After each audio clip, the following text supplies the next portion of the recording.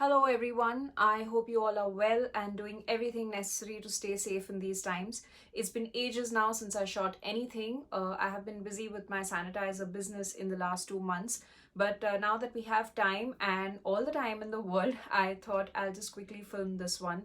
I do get asked on and off about skincare, so I thought of putting out a video of skincare products that I use throughout the week. And yeah, I'm sorry if there's any sound in the background. Everyone's home and it could get a little noisy. So the deal with my skin is that it behaves differently in different countries, which for me means that my skin in India back home behaves in a certain way, and when I'm back in Singapore, my skin has a mind of its own. I'm not sure how many of you face this, but yes, I will just take you through the products that I use to keep my skin to, like a basic level of decency. Now, before I begin, let me add here that at some point it is wise to see a dermatologist, which is a skin doctor. If you haven't already, you can plan a visit in the future once this COVID-19 crisis comes down. A dermat will not only run you through your skin concerns, but will also identify factors like your skin type, your nature, etc., and guide you with products with that in mind. Then, once you've understood the nature of your skin, you would be able to invest in skincare more wisely in the future. Like for instance, my doctor pointed out that I need to opt for fragrance-free products. Hence now I look for products which are without any added perfumes as much as possible. So yeah, let's begin now. Most of the products that I use are either given to me by my doctor or recommended by friends or shortlisted by me after some reading up. So if you use any of these products, either check with your doc if you need to, or just do a sample test on your wrist to see how you react to these products. Also, I'm just showing you how I go about doing my things. You need not buy or own all these products or these many products. Just invest in what works for you, quality wise and price wise, and you should be good. So yeah, let's start with cleansers first. I generally wash my face twice a day. Once of course in the mornings and once in the night before going to bed. So I use Cetaphil's gentle skin cleanser. It is a foam-free, soap-free cleanser that's meant for all skin types. Now this one was given to me by my dermatologist. It is extremely mild and specially designed for skin types such as mine that ask for all the gentleness in the world. Then on days when I want something that is more foam based, which is usually when I want to wash off my makeup, I use this cleanser by Nivea. Now my pore problem continues to be what it is, but yes, overall it is a good cleanser. And the one that I tried a sample of and that I really liked and I would recommend if these two don't work for you is Keihls facial cleanser. I haven't bought this one, but I've tried samples. I like the way my skin felt after using it. It is meant for all skin types, so yeah, even this one is a good option. Now let's talk about toners. I apply a toner after I wash my face. Now this toner by Fresh has been my go-to product for almost 3 years now. It is a black tea kombucha facial essence that immediately soothes and hydrates the skin. I think this is my fourth bottle now. The other toner that I like is the British Rose by The Body Shop. I've got many of my clients also to purchase this one. It is a Petal-Soft gel toner. It's a very pretty looking toner. It looks very exotic because it's got these rose petals floating in the liquid. I keep this bottle in the fridge and just apply it on my face after a face pack or after I've scrubbed my face, or when I'm just feeling hot because of the weather. It is extremely soothing. And the other thing that I really like is the facial tonic mist by Forest Essentials. Again, I keep it in the fridge. Post a facial or a massage, or when I'm just exhausted, I take the bottle out from the fridge and spray it on my face. It just feels nice and chilled, and I can feel some life coming back into me. Now let's hop over to moisturizers. So when you purchase a moisturizer, you have to keep your skin type in mind. So if your skin is extremely dry like mine, you have to opt for moisturizers that offer an amplified level of hydration and keep the moisture locked in for as long as possible throughout the day. If you have an oily skin, you may want to opt for products that sort of balance out your oil levels. And likewise, if you have a combination skin, you would pick products meant specifically for that skin type. So every bottle will carry that information. Brands clearly indicate the skin type that particular variant of moisturizer is meant for. So remember to read that on the label. So when I wake up in the morning, I quickly rinse my face with water to get my eyes open, and literally those few splashes of water are enough to deplete the moisture on my face. So I just dry my face out and I apply this Nivea cream that comes in this blue tub. You must have seen this. It is easily available everywhere. Now the texture is a little heavy, but the hydration is superb. It is a very budget-friendly product. I swear by it.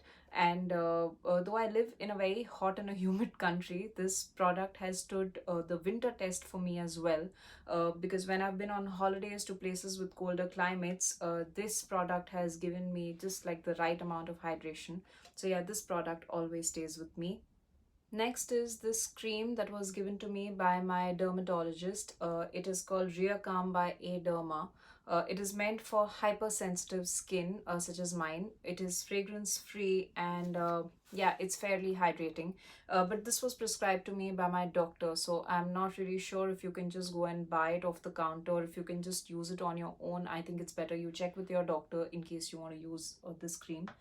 Also, I do keep changing my moisturizers as and when my skin grows immune to one over a period of time. Now, the latest one I have got is Moisture Surge Intense by Clinique. It is meant for very dry to dry combination skin. This was suggested to me by a very good friend of mine. By the way, she has her own food Insta page. I'll just put her handle details in the description box below and you can follow her for lovely recipes. Anyway, this keeps the skin plumped and hydrated for 24 hours and keeps the moisture barrier intact. And literally, my dry, thirsty skin has felt better after using this because this keeps my skin hydrated throughout the day. Now that apart, even the Ultra Facial Cream by Keihls is a good moisturizer. I just have like some traces of this left and I'm using it very sparingly. I also keep this Cetaphil moisturizer handy with me. This moisturizer is for chronic dry and sensitive skin. So I keep it with me for like, for those bad skin days. I also mix this with my foundation sometimes when I have to do my makeup. So long list, yeah. Now let's move on to sunscreens. Now there are two types of sunscreens. Ones which give that white cast and others which are translucent gel based. Now sometimes I just apply this sunscreen by Cetaphil over my moisturizer when I'm heading out. It does give me that white cast initially, but eventually it just blends well into my skin. I also discovered that mixing this sunscreen with my foundation gives my skin a very good effect. Alternately, if you want to wear a sunscreen under your makeup, you may want to go for a gel-based translucent sunscreen, which doesn't, give that white cast. So I'm currently using the sunscreen by Ozone.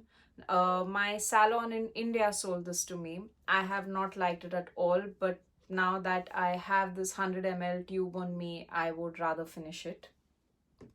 But I think Lotus Herbal has some gel-based sunscreens. Unfortunately, they did not have anything for my skin type. Also, I'm eyeing the Everyday Sunscreen by Supergoop, which I've heard very good things about. So in case you try it, let me know your thoughts. Now in the night before sleeping, I apply this Midnight Recovery Concentrate by Keihls. Literally just 4 to 5 drops of this are enough. It is meant to repair, regenerate and replenish skin. So it is a good thing in a way to apply just a little before you go to bed, because once you sleep, the product continues to do its work. I also know of some people who use this before makeup. So yeah, it's a good serum to invest in. Another anti-aging product which I use and was recommended to me by my doctor is ROC Pro Correct. It is supposed to take care of wrinkles and delay signs of aging. So yeah, it's been a good product that I've used. I also scrub my face once a week or once in every 10 days. I usually make a honey and a sugar scrub at home and just gently massage my face to get rid of all the dead cells. That apart, I also indulge a lot in home remedies. Those conventional dahi, besan, haldi, rose water face packs. You can check all those home-based face packs, scrubs, masks, and many more on my blog www.fashiontourist.co. We have lists and lists of these homemade beauty items. You can go through so many of them and select the ones that are best suited to you.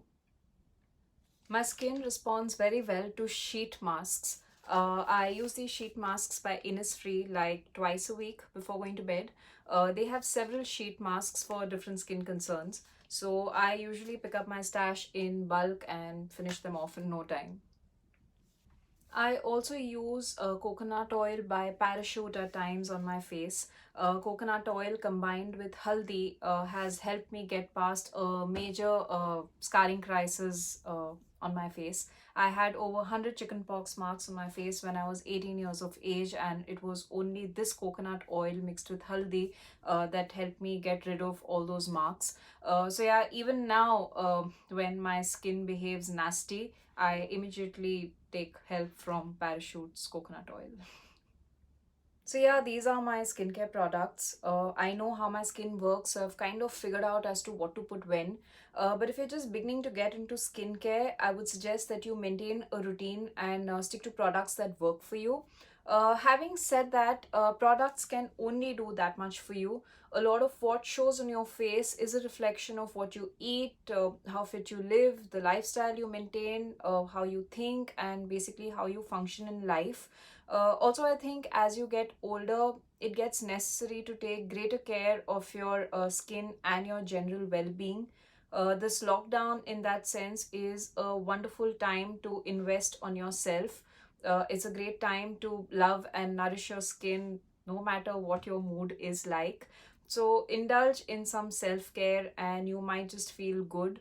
As far as skin is concerned, the key is to keep your skin clean, hydrated, and to drink enough water. So, yeah, that's it for now. Goodbye, take care, and stay safe.